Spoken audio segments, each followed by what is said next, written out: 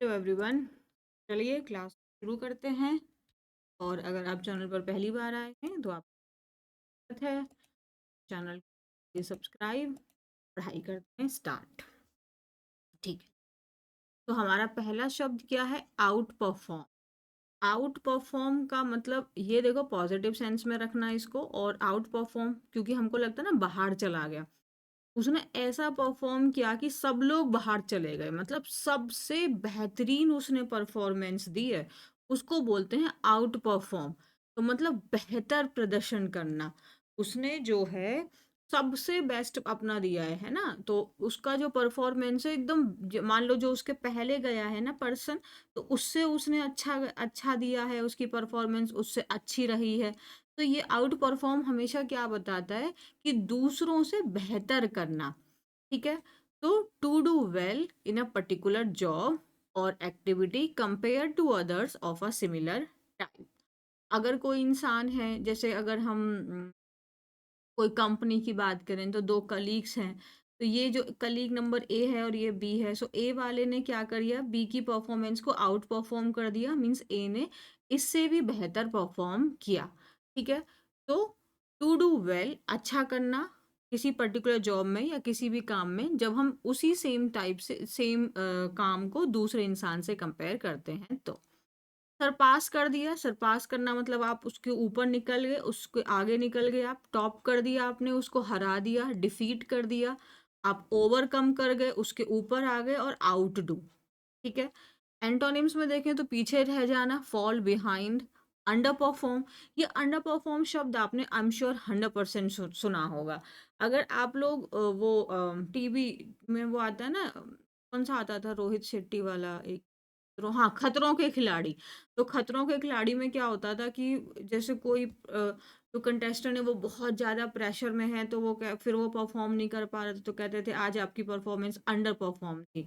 तो today you you didn't perform well, या फिर your performance was under perform, या है ना। तो क्या हुआ, अंडर परफॉर्म का मतलब हुआ कि जितना जनरली वो परफॉर्म करता है उससे आज उसने बेकार किया। तो उससे बेकार किया जितना जनरली करता है तो वो अंडर हो जाएगा, और अच्छा किया तो वो आउट हो जाएगा। मतलब बाकी सारी परफॉर्मेंस को आपने आउट परफॉर्म कर दिया, तो आपने बहुत बेहतरीन किया दूसरों के कंपेयर में। डन है।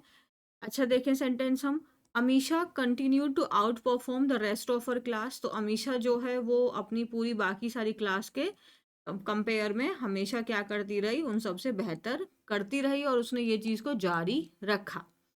नेक्स्ट क्या है, स्पेल ऑफ रेन। अच्छा, इसकी पार्ट्स ऑफ स्पीच समझ में आ गई होगी, किसी चीज से बेहतर कर रहे हैं तो वर्ब है, क्रिया है। स्पेल ऑफ रेन, स्पेल का मतलब ही हो जाता है वो ड्यूरेशन, स्पेल का मतलब होता है ड्यूरेशन, वो आपका जो एक पीरियड को बता रहा है, एक टाइम को बता रहा है ये। ठीक है, अगर हम स्पेल ऑफ रेन का मतलब बोल रहे हैं जब बारिश हो रही है, जो जो बारिश वाला टाइम है, उसको हम कह रहे हैं a short period during which it rains. After the long dry summer we finally got a spell of rain, मतलब एक लंबी और ड्राई समर के बाद में हमें फाइनली बारिश का मौका मिला, बारिश का टाइम हमारे पास आया।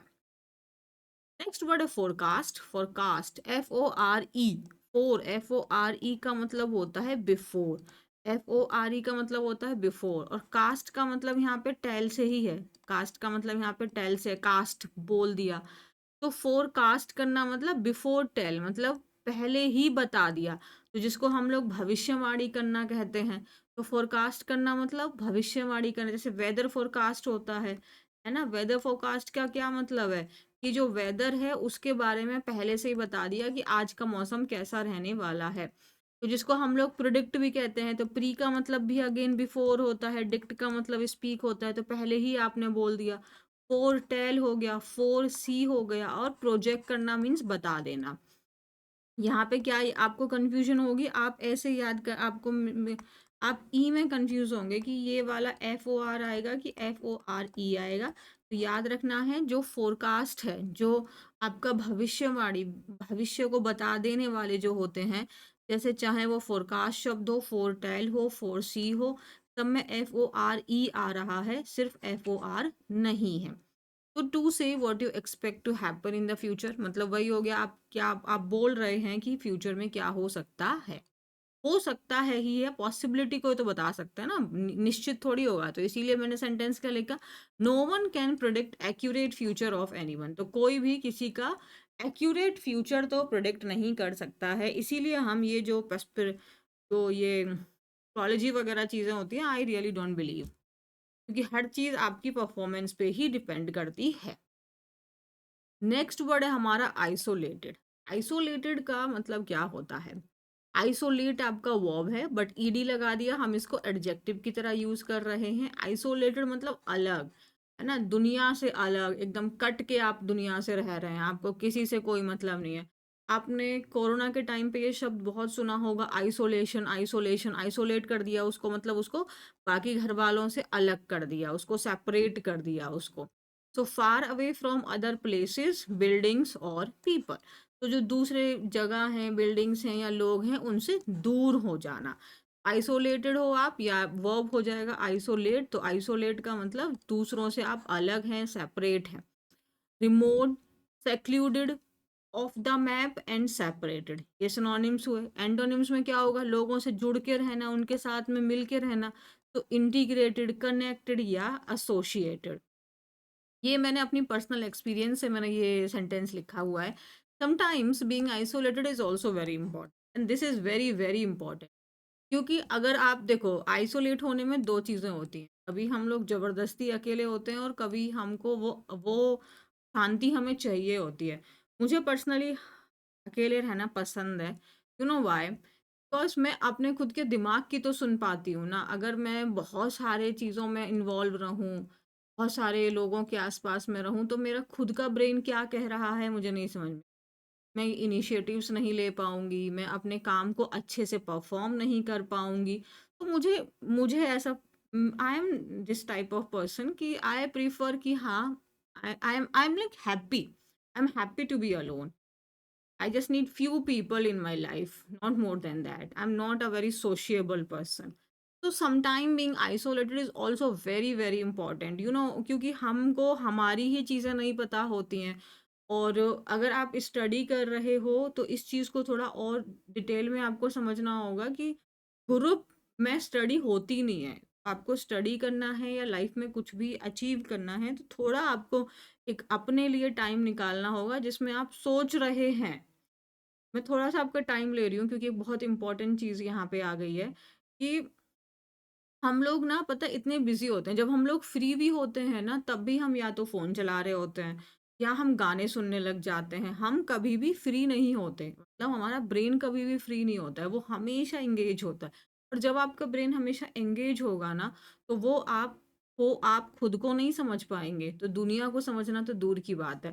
तो इसीलिए आइसोलेट होना कुछ समय के लिए तो एटलीस्ट आपको दिन में कुछ मिनट, घंटे अपने लिए निकालने चाहिए, जिसमें आप कोई फ़ोन, कोई टीवी कुछ ना यूज़ करें, सिर्फ़ अपने बारे में सोचें कि आप कैसा परफ़ॉर्म कर रहे हैं। परफ़ॉर्मेंस मतलब लाइफ़ की परफ़ॉर्मेंस होती है ना? कि हम अच्छा कर रहे हैं, जो हम काम कर रहे हैं, इससे हम अपने आस-पास की चीज़ों में क्या बदलाव ला सकते हैं और मैं क्या अच्छा कर सकती हूँ या कर सकता हूँ। ये चीज़ सोचना बहुत ज़रूरी है। आज मैंने क्या गलत कर दिया? इससे हमारा जो है ना, अपने अपने आप को हम अच्छे से बेहतर जान पाते हैं जब हम थोड़े से अकेले होते हैं। तो I think, I feel like it, like being isolated is also very very important to be more and more productive. Okay, so isolate होना मीन्स दूसरों से थोड़ा सेपरेट होना, अलग होना। That's it. तो आइसोलेट के बारे में हमें समझ में आ गया, आगे बढ़ लेते हैं। आइसोलेटेड मैंने बता दिया एडजेक्टिव है, और आइसोलेट होता तो ये वर्ब हो जाता। इसीलिए यहाँ पे मैंने एडजेक्टिव सिनोनिम्स में डाले हैं। एंटोनिम्स भी एडजेक्टिव हो जाएगा। नेक्स्ट वर्ड है remarkable, A B L E लगा है, अगेन ये वाला एडजेक्टिव है।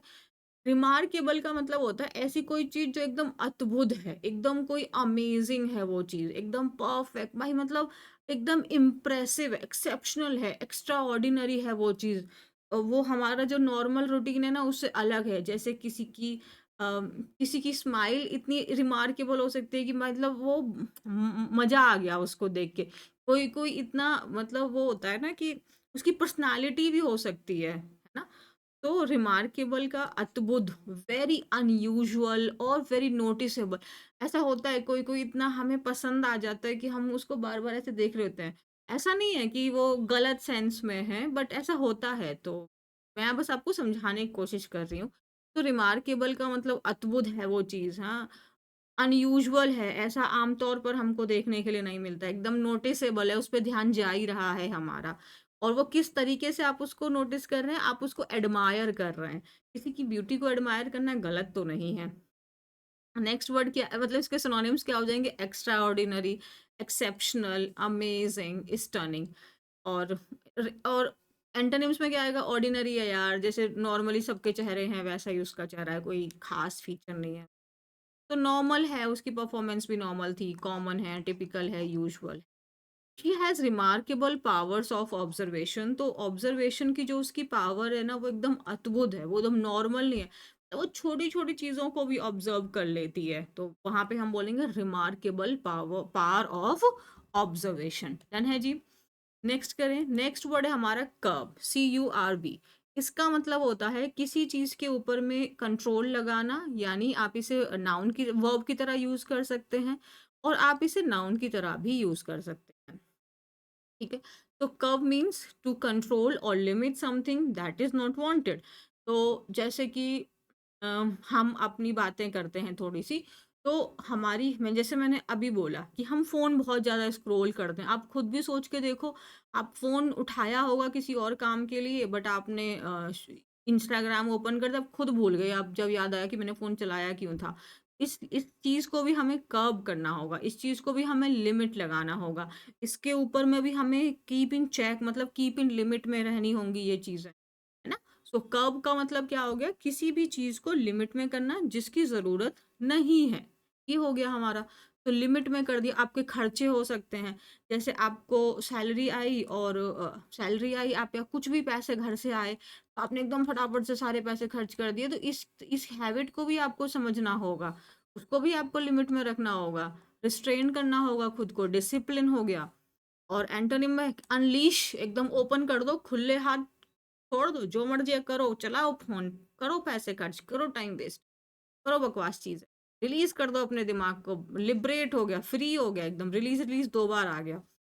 You really need to curb your spending. तो जितना तुम खर्चा करते हो ना, उस चीज़ के ऊपर में तुम्हें लिमिट लगाने की ज़रूरत है। Next, a company. A company का मतलब होता है किसी के साथ, है ना? कंपनी ऐसे ही याद रख लेना, कंपनी जो है कभी भी अकेले तो चलती नहीं है, उसको हमेशा किसी ना किसी पर्सन की ज़रूरत होती है। तो कंपनी की स्पेलिंग भी याद रख लेंगे, पूरा कंपनी की ही स्पेलिंग है और उसमें एसी लगा दिया। ओह! हाँ, ऐसे भी तो याद कर सकते हैं, जो कंपनी होती है, उसमें एसी तो लगता ही है ना, कंपनी में एसी तो लगेगा ही क्योंकि बहुत सारा काम हो रहा है। तो एसी वाली कंपनी में काम करता हूँ मैं, तो मेरे साथ चलोगे तुम? तो कंपनी, मेरी कंपनी में ना एसी है, कैसे भी लर्न कर सकते हैं। कंपनी में मेरी एसी है, तो मेरे साथ चलोगे तुम? तो अकम्पनी करना मतलब किसी को साथ जाना। तो जैसे अकम्पेन्ड हो गया, है ना? तो जैसे जनरली अगर आप इसको पास्ट में देखोगे तो आई जैसे ये हो जाता है अकम्पेन्ड बाय। अकम्पेन्ड बाय का मतलब यहाँ पे हो जाता है, इसका जो फिक्स्ड प्रेपोजिशन होता है बाय, इसके साथ फिक्स्ड प्रेपोजिशन लगाते हैं बाय। जैसे देखो यहाँ पे, जैसे children under 12 must be accompanied by an adult. तो जो बच्चे हैं जो अभी 12 साल के अंडर हैं, मतलब जो 12 साल से छोटे हैं, उनको अपने पेरेंट्स के साथ में ही आना चाहिए। अकम्पेन्ड बाय, बाय जो है इसका फिक्स प्रेपोजिशन है, बाय इसका फिक्स प्रेपोजिशन है अकम्पेन्ड का। और आपको पता है ना, जो शब्द वाई पे खत्म होता है उससे पहले कॉन्सोनेंट होता है, तो वाई को हम लोग आई में कन्वर्ट कर देते हैं, पास्ट में बना दिया। इसको पता है हमने एडजेक्टिव फॉर्म यूज कर रहे हैं, और ये हो गया हमारा ईडी। ठीक है, तो आप इसको वर्ब भी बना सकते थे और आप इसको एडजेक्टिव। मस्ट बी नहीं, ये तो वर्ब का थर्ड फॉर्म की तरह काम कर रहा है ना। तो अ कंपनी मतलब किसी के साथ, so go somewhere with someone as a companion, आप उसके साथ एक सहपाठ, तो उसके साथी की तरह आप किसी के साथ जा रहे हैं। तो उसके साथ जाना, कंपेनियन, उसको उसके साथ अटेंड कर रहे हो, गो अलोंग विद। तो ये हमारे हो गए सिनोनिम्स। यहाँ पे हमने देखा, आगे देखें। ओके, तो अब सो स्पेलिंग्स आगे रिव्यू, हमने वो कैब तो कर भी ली। तो चलिए आज हम पहले रिवीजन करेंगे, फिर हम अपनी स्पेलिंग्स आगे करेंगे। आपको पता है ना, हम लोग ने शुरू किया था कि हम लोग ई आई वाला शब्द हम कर रहे थे। आई ई और ई आई में बहुत कंफ्यूजन होता है, तो हमने ई आई का शुरू किया था एक दिन। तो मैंने सोचा आज उसको रिवाइज करा देते हैं, 3-4 दिन हो गए हैं। तो चलिए रिवाइज करते हैं। आपको याद है हमने क्या, देखो एक बार रीड करते हैं। रिसीव, मेरे साथ में रीड करना। Receive, receive, receipt, conceive, conceit. Read किया। एक बार दोबारा से अपने आप को बोलते हुए सुनो। Receive, receive, receive, receipt. इसमें ना पी साइलेंट है। Receipt, receipt. Conceive, conceit. ये कन है, कौन नहीं है। कौन सीट नहीं है, कॉन्सीव नहीं है। कंसीट है, कंसीव है, कंसीट है। करेक्ट बोलना है। ये बहुत बहुत रॉन्ग होने के इसके हाई चांसेस हैं, तो इसमें रिसीट है। पी एकदम साइलेंट है। रिसीट। आप एक सब जब इनको साउंड देखोगे तो इनका कॉमन साउंड आ रहा है ना। सी, ये सी जो है, ये हवा आपके मुंह से आप बोलोगे तो ऐसे आपको रिसीड, रिसीड, रिसीड। आप कॉमन देखो। रिसीव है ना, डिसीव, कंसीव, कंसीड। साउंड समझ में आ रहा है। तो और हमने इसमें क्या लॉजिक लगाया था कि जब भी हमारा सी होता है तो सी के बाद में हम लोग क्या लगाते हैं, ई आई। और आप इसमें एक साउंड भी देखोगे तो एस का साउंड आपको आ रहा है। Receive, receive, recede, conceive, कंसीड। सबकी स्पेलिंग्स में हमने क्या है, रिसीव। तो री सीव। अब हमारी कंफ्यूजन क्या होती है, कंफ्यूजन का पॉइंट भी क्या होता है, ये वाला पॉइंट हो जाता है। बट हमने क्या है कि सी के बाद में जब आएगा और वो एस का साउंड आ रहा है तो हम यहाँ पे क्या लगाएंगे, ई आई। एक बार लिखें तो रिसीव की स्पेलिंग रिसीव, फिर उसके बाद डिसीव। डिसीव का मतलब धोखा देना, वर्ब है ये। डिसीव, रिसीव भी वर्ब है। उसके बाद रिसीट, रिसीट आपको पता है, E I P T. Receipt, receipt, receipt. उसके बाद कंसीव, कंसीव का पता है ना। कंसीव का मतलब एक तो बेबी को धारण करना होता है, और दूसरा किसी बात को आप कंसीव कर पा रहे हैं, आप उसको समझ पा रहे हैं, आप उसको इमेजिन कर पा रहे हैं। और नेक्स्ट है आपका कंसीट। कंसीट का मतलब होता है जब आप अपने ऊपर में ही आपको बहुत ज़्यादा प्राइड है, तो वो आपका कंसीट हो जाता है। सबका साउंड आप पढ़ पा रहे हैं, सबको आप क्लियर है। सारा कुछ क्लियर हो गया, यहाँ पे कोई दिक्कत नहीं है। रिवाइज कर लिया। Receive, receive, receipt, conceive, कंसीड। सब समझ में आया। कंसीट का मतलब आपको याद रहेगा, प्राइड हो गया। जब आप एक्सेसिव अपने ऊपर आपको जो गर्व हो जाता है, घमंड हो जाता है, वो हो गया। मैं आगे बढ़ूं। नेक्स्ट देखो, नेक्स्ट इसी की सीरीज में और शब्द थे जो मुझे मिले, तो मैंने कहा कंटिन्यू करते हैं। हमारा एक हो जाता है परसीव। परसीव करना मतलब आप किसी चीज को कैसे समझ रहे हैं, आप उसे कैसे अंडरस्टैंड कर रहे हैं। परसीव करना मीन्स आप उसको समझना, अंडरस्टैंड करना। परसीव साउंड सेम जा रहा है ना। सीलिंग सेम साउंड जा रहा है। डिसीड सेम साउंड जा रहा है।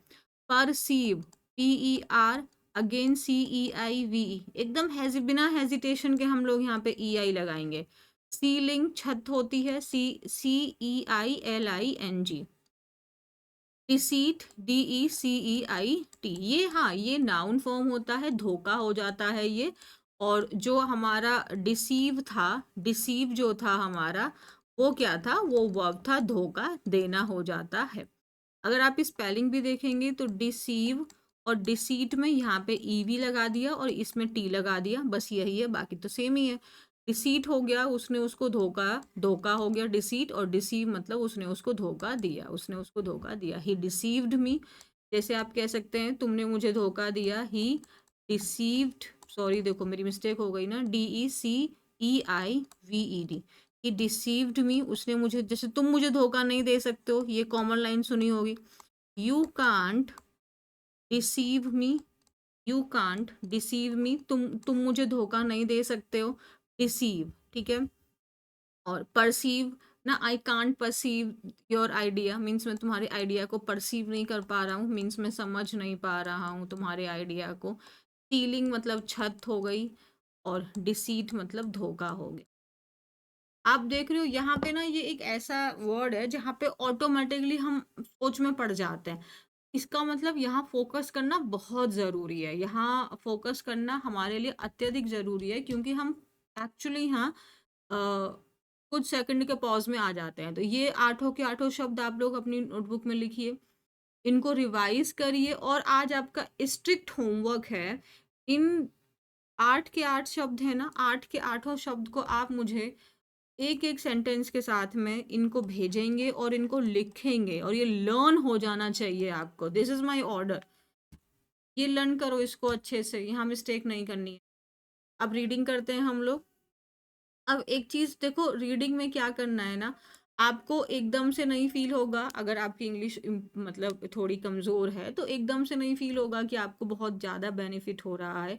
बट ट्रस्ट मी, आप डेली करते रहेंगे बिना ज़्यादा दिमाग लगाए, मैंने आज क्या सीखा, क्या फ़ायदा हुआ, इतना नहीं सोचते हैं।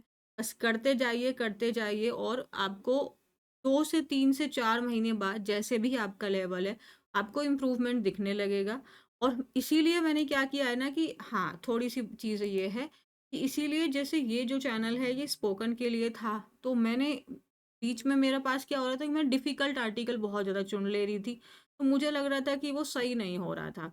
इसीलिए क्या हुआ कि अब एकदम मैंने दिमाग क्लियर है कि ये मेरा सिर्फ़ स्पोकन के मतलब ऐसे बच्चे हैं जो सिर्फ़ इंग्लिश को रीड करके अपनी इंग्लिश को इम्प्रूव करना चाहते हैं, उनके लिए है।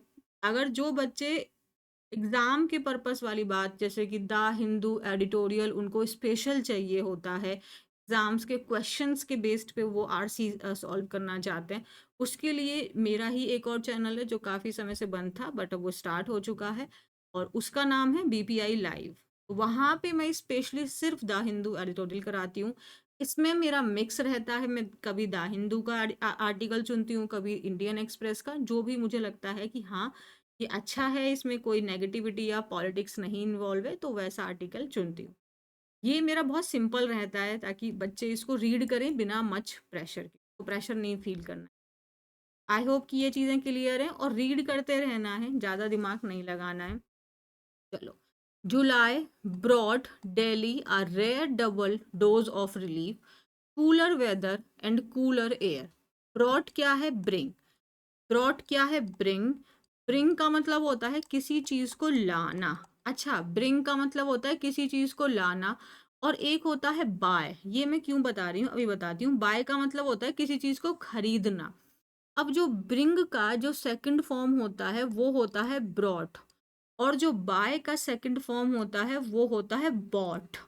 तो इसमें कंफ्यूज नहीं होना है। बॉट जो है ये वर्ब का सेकंड या थर्ड फॉर्म है, लेकिन बाय खरीदने वाले का है बॉट, और लाने वाले का है ब्रॉड। तो यहाँ कंफ्यूजन हो जाता है, बाय और ब्रिंग में नहीं होता, बट इनके सेकंड फॉर्म में कंफ्यूजन हो जाता है। तो ब्रॉड मतलब लाया, तो जुलाई लेके आया है दिल्ली के लिए एक रेयर, एक मुश्किल से ही कोई चीज जो प्रेजेंट होती है, वो डबल डोज ऑफ रिलीफ आपको दिल्ली को मिला है जुलाई में। जुलाई क्या है? नेम ऑफ द मंथ है, प्रॉपर नाउन है, तो हमने कैपिटल लिखा। दिल्ली अगेन प्रॉपर नाउन है, तो कैपिटल लिखा। रिलीफ का मतलब एकदम शांति। आप यहाँ पे ये वाला देख रहे हो आप, रिलीफ की स्पेलिंग कैसे है? RELIEF। और आज हमने क्या सीखा है कि सी के बाद जनरली हम क्या लगा रहे हैं? EI। ये हम सीख रहे हैं ना। कूलर वेदर, ठंडा आपका मौसम रहा है, और जो एयर है वो भी क्लीन रही है। अब आप एक चीज देख रहे हो, आपको यहाँ पे ER लगा हुआ दिख रहा है, तो वो इसलिए लगा है क्योंकि जुलाई के महीने में ठंडा मौसम रहा है, कंपैरिजन कर रहा जा रहा है बाकी जुलाई के महीनों से। मतलब जो बाकी साल जो आता है, जिसमें जुलाई आपका आएगा ही आएगा, हर साल जुलाई आएगा, तो उन उन सालों के कंपेयर में इस साल का जो जुलाई रहा है वो आपका ठंडा रहा है। इसीलिए हमने यहाँ पे ER लगाया है, कंपैरेटिव डिग्री बना दिया है इसको। सेम एज क्लीन को ER बना के कंपैरेटिव डिग्री बना दिया है। फ्रीक्वेंट मतलब जो लगातार जो बारिशें हुई हैं, जिसकी वजह से जो टेम्परेचर है वो अपना बिलो नॉर्मल टेम्परेचर रहा है, जो नॉर्मल टेम्परेचर रहता है उसके भी बिलो रहा है। और एयर क्वालिटी जो रही है वो बेस्ट रही है इन अ डेकेड, मतलब 10 सालों के पीरियड में सबसे बेस्ट क्वालिटी जो एयर की है वो अभी इस साल के जुलाई में रही है दिल्ली में। The city recorded its coolest July since 2011 and its cleanest since 2015, even outperforming the lockdown year of 2020. City ने रिकॉर्ड किया, है ना, अपना सिटी का सबसे ठंडी जुलाई रही है 2011 से। तो 2011 से लेके अभी तक की सबसे ठंडी रही है। हमने यहाँ पे सबसे ठंडी बना दिया तो ये हो गया सुपरलेटिव डिग्री। ठीक है, ईएसटी लगा दिया। सेम एज क्लीनेस्ट रही है 2015 के कम 2015 से लेके अभी तक की सालों में सबसे साफ जो हवा रही है वो इस साल रही है जुलाई में। और इवन इवन इन्होंने जो लॉकडाउन जो ईयर था 2020, तो वहां तो क्लीन होना चाहिए था, लेकिन उस परफॉर्म को भी इन्होंने आउट परफॉर्म कर दिया है, उससे भी बेहतर परफॉर्म किया है। पूरा समझ में आ गया यहाँ तक? अगर हम इंडियन मेट्रोलॉजिकल डिपार्टमेंट के हिसाब से देखें तो जो कैपिटल्स मतलब जो दिल्ली का जो वेस्ट वेदर स्टेशन है सफदरजंग पे, उन्होंने क्या रिकॉर्ड किया है, 16.6 mm ऑफ रेन हुई थी 5:30 PM on Thursday. The IMD has not issued any alert for the coming week but has forecast very light to light rain accompanied by thunderstorm or lightning and generally cloudy skies। IMD ने, जो आपका Indian meteorological department है, उन्होंने कोई ऐसा alert issue नहीं किया है आने वाले सप्ताह के लिए, लेकिन हाँ उन्होंने फोरकास्ट किया है। फोरकास्ट के तीनों फॉर्म सेम ही हैं, तो ये V3 है बट हैज़ के बाद V3 लगाया है। तो अब देखो यहाँ पे सब्जेक्ट कौन है, आईएमडी कॉमन सब्जेक्ट हो गया है। सो आईएमडी ने कोई भी अलर्ट इशू नहीं किया है आने वाले सप्ताह के लिए, और आईएमडी ने लेकिन फोरकास्ट किया है, मतलब उन्होंने ऐसा बोला है, भविष्यवाणी की है, बताया है कि हल्की हल्की बारिश रहेगी, और उस बारिश के साथ साथ में क्या आएगा, आपका थंडरस्टॉर्म होगा, मतलब जो बिजली गरजती है, लाइटनिंग होगी, ये सब। और जनरली जो आपके जो आमतौर पर मतलब उस पीरियड में जो टाइम वो कैसा रहने वाले हैं, जो स्काईज हैं वो क्लाउडी रहेंगे। winds are expected to blow at speeds between 10 and 15। okay, temperature is likely to remain close to normal। जो टेम्परेचर है, टेम्परेचर्स देखो, क्योंकि यहाँ पे पूरे मंथ के बारे में बोल रहा है, वो भी लाइकली मतलब संभावना पॉसिबली कि वो वही रहेगा जो नॉर्मल टेम्परेचर उसका रहता है आईएमडी के अनुसार। ऐसा chilly month, oh my God Delhi वालों, चिली मंथ आप लोग व्यतीत कर रहे हो। तो दिस जुलाई, ये जो जुलाई रहा है सबसे ठंडा रहा है दिल्ली का सिंस 2011। तो सिंस वॉज द कूलेस्ट। तो जब हम लोग सुपरलेटिव डिग्री लगाते हैं तो हम लोग आर्टिकल द लगाते हैं। सिटी ने रिकॉर्ड किया एवरेज मैक्सिमम टेम्परेचर जो रहा है दिल्ली में वो 34.5 डिग्री सेल्सियस है। ह्यूमिडिटी तो बहुत सारी है यार। और एवरेज मिनिमम जो टेम्परेचर रहा है वो 26.1 डिग्री सेल्सियस है। मैक्सिमम क्या रहा था, सिमिलर टू दैट इन जुलाई 2016, मतलब जो अभी इस साल जो 34.5 रहा है, ये 2016 के मैक्सिमम के दोनों, मतलब 2016 वाला जो टेम्परेचर था उसी के मैक्स सिमिलर है, सेम सेम है। लेकिन जो मिनिमम टेम्परेचर रहा है, जो आपका मिनिमम टेम्परेचर है वो क्या लिखा है, was lower than the 27.2 degree Celsius reported in, अच्छा in that year. In that year का मतलब पता है, समझ में आया यहाँ पे 2016 में जो मिनिमम टेम्परेचर रिकॉर्ड किया गया था वो ये था। इस बार मिनिमम टेम्परेचर क्या है, 26.1 डिग्री है। तो इसलिए जो इस साल का दिस ईयर मतलब इस साल का, ये अपोस्ट्रोफी मतलब का जो मिनिमम टेम्परेचर रहा है वो लोअर है उस साल के कंपैरिजन में। वो साल कौन सा, जो हमने वो पहले मेंशन किया था, 2016। 2015 में जो एवरेज मैक्सिमम टेम्परेचर था वो इतना था, ये देख लेना। Rainfall across north west India has been well above normal this monsoon season. So rainfall across north west में उसमें भी एक अच्छा अबव नॉर्मल रहा है। आईएमडी ने क्या बोला है कि जो रीजन है वो रिसीव करेगा 337 mm ऑफ रेन इतने पीरियड में। यार ये तो ओवर हो चुका है ना, ओवर हो चुका है। अगस्त में ये न्यूज़ कैसे दिए भाई, सोचना पड़ेगा। अबाउट 20% हायर रहने वाला है। छोड़ो, the extended range forecast indicates below normal temperature over much of the region in the, अच्छा सेकेंड वीक ऑफ अगस्त की बात हो गई है। ओ मैंने मिस्टेक की थी, see I did one mistake. यहाँ क्या बोला है, IMD said the region received, बेटा हो चुका है, वी मेड मिस्टेक, तो ध्यान देना। तो आईएमडी ने बोला कि जो ये रीजन है, जो अभी जो ये नॉर्थ वेस्ट वाला रीजन रहा है, उन्होंने इतना रेन रिसीव किया है जून 1 से लेके जुलाई 30 के पीरियड में, जो कि 20% हायर रहा है। और उन्होंने बोला है कि अगस्त के वीक में क्या रहने वाला है, नॉर्मल है, टेम्परेचर जो है वो नॉर्मल से कम रहेगा। ध्यान से पढ़ने। आगे, isolated heavy to very heavy rainfall आएगा राजस्थान के कुछ पार्ट्स में, पंजाब में, हरियाणा में, उत्तर प्रदेश में, जुलाई 31 से लेके अगस्त 6 के बीच में। ठीक है। AQI जो एयर क्वालिटी है वो इम्प्रूव हो गई है। Delhi's remarkable improvement in air quality, remarkable मतलब एक बहुत सरप्राइजिंग इम्प्रूवमेंट आया है एयर क्वालिटी में, ऐसा commission for air quality management ने रिपोर्ट किया है। बोला है कि जो एवरेज एयर क्वालिटी इंडेक्स है जुलाई का दिस ईयर, वो कितना रहा है, 78, which falls in the satisfactory category. This was the best July average since 2015, तो 2015 से लेके अभी तक का जो है ये सबसे बेस्ट जुलाई रहा है एयर क्वालिटी के मामले में। इवन क्लीन रहा था लॉकडाउन के कंपेयर में। Okay, the commission said the month also saw the highest number of satisfactory air days in 8 years। तो मतलब जैसे आप जानते हैं जो एयर क्वालिटी होता है इंडेक्स, तो उसमें दिखाते हैं कि जैसे कितना, दिल्ली का तो हमेशा जहाँ पे हम एरिया है वहाँ तो वेरी पुअर आ जाता है, तो इतना बुरा कंडीशन है, बट ये दिखा रहा है कि सेटिस्फैक्ट्री डेज इस बार ज़्यादा रहे हैं। ओहो, 29 ऐसे डे हैं जब सेटिस्फैक्ट्री रहा है, बाकी दिन मान लो किसी दिन पुअर हो गया होगा। अगर हम कंपेयर करें तो 2023 में 26 ऐसे दिन थे और 2020 में 25 ऐसे दिन थे।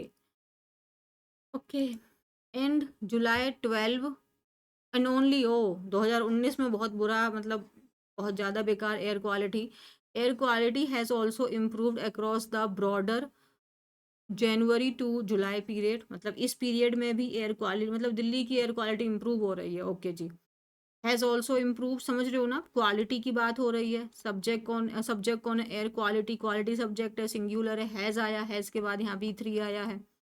अक्रॉस मीन्स ऑल ओवर, तो जनवरी से लेकर जुलाई के पीरियड में भी एयर क्वालिटी इंप्रूव हुई है। दिल्ली ने रिकॉर्ड किया, वर्ब का सेकंड फॉर्म है। आपको पता है, जब हम एक चीज़ हम सीख लेते हैं, जब भी हम लोग पास्ट इवेंट्स को डिस्क्राइब कर रहे होते हैं, जब भी हम लोग पास्ट इवेंट्स को डिस्क्राइब कर रहे होते हैं, तो हम लोग जनरली हम पास्ट इंडेफिनिट टेंस का इस्तेमाल करते हैं। वो पास्ट इवेंट्स कौन से हैं, जो इवेंट्स ऑलरेडी कंप्लीट हो चुके हैं, जो इवेंट्स कंप्लीट हो चुके हैं। और अगर आप उस इवेंट का, पास्ट कंप्लीट इवेंट में अगर आपने टाइम मेंशन कर दिया, तो 100% आप सिर्फ और सिर्फ पास्ट इंडेफिनिट ही यूज करोगे। बट अगर आपने टाइम मेंशन नहीं किया है, तो आप वहां पे प्रेजेंट परफेक्ट का भी इस्तेमाल कर सकते हैं।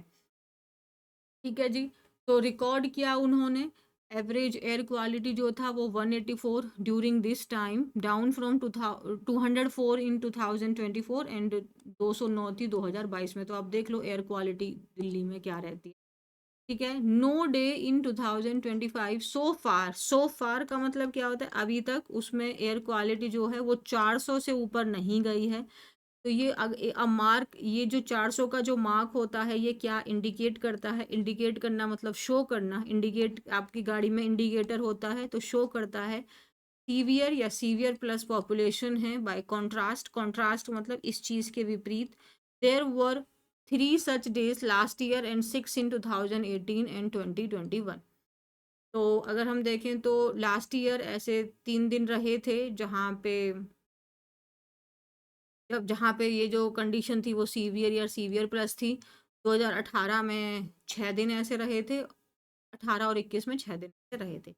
ब्रिंगिंग मोर रिलीफ, और रिलीफ लाते हुए, देखो ब्रिंगिंग समझ रहे हो ना, ये ब्रॉड जो हम लोग पढ़ रहे थे उसका है ये। तो ब्रिंगिंग मोर रिलीफ, और रिलीफ लाते हुए, जो ये आपके PM, आपने अगर फिजिक्स में पढ़ा होगा, केमिस्ट्री में आई थिंक हमने पढ़ा, तो ये पार्टिकुलेट मैटर पॉल्यूशन है, वो भी आपका क्या हो गया है, डिक्रीज हुआ है, ड्रॉप्ड हुआ है सिग्निफिकेंट। जो आपका ये कमीशन ऑफ एयर क्वालिटी वाले हैं, उन्होंने क्या बोला है, जो इम्प्रूवमेंट्स आ रहे हैं वो, अच्छा, the improvements were driven by favorable weather and continued effort from various stakeholders. The agency added that measures to curb air pollution would be intensified in the coming months to build on these gains. तो जो ये CAQM है उन्होंने क्या बोला है कि जो ये इम्प्रूवमेंट्स हैं वो किस वजह से हो रहे हैं, इम्प्रूवमेंट्स प्लूरल हुआ सो वन लगाया, किस वजह से ये इम्प्रूवमेंट आ रहे हैं, कौन है जो इनको मोटिवेट कर रहा है। एक तो मौसम अच्छा है, फेवरेबल है, और इसके साथ में जो लगातार एफर्ट्स लिए जा रहे हैं बहुत सारे स्टेक होल्डर्स के द्वारा, और जो एजेंसी हैं उन्होंने क्या कर दिया है और इंक्रीज कर दिए हैं वो मेजर्स को, जिससे वो एयर पॉल्यूशन को क्या कर सकें, कर्ब कर सकें, उस पर लिमिट लगा सकें, ठीक है, उसको अंडर कंट्रोल रख सकें। वुड बी इंटेंसिफाइड, ये जो मेजर्स हैं इनको और बढ़ा दिया जाएगा। इंटेंसिफाई करना मतलब उस चीज़ को बढ़ा देना।